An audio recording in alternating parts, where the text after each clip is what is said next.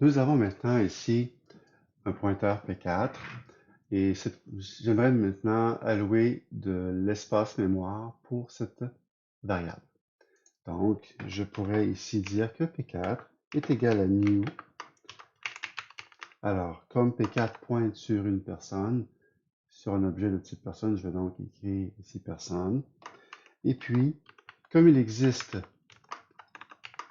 un constructeur pour personne qui contiendra le nom, le prénom, je vais donc en profiter pour l'indiquer.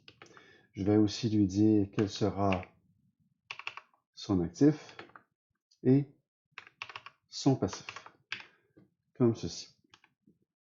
Donc, il m'est possible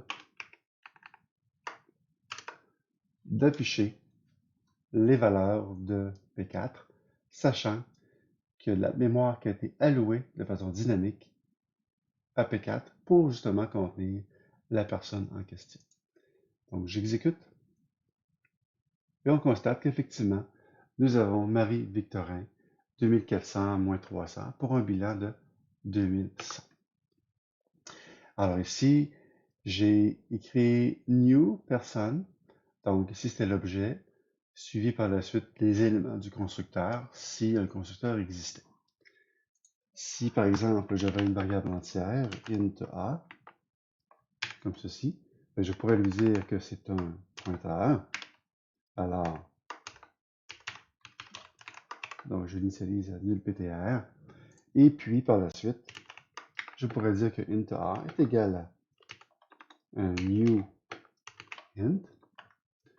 Et je vais mettre en parenthèse 3 pour aller lui donner la valeur de 3.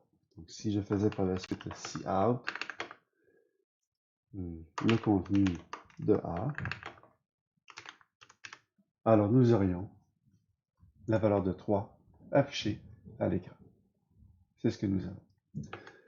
Donc, lorsqu'on alloue de la mémoire de façon dynamique à un pointeur, alors nous utilisons le new, le type de variable, de pointeur.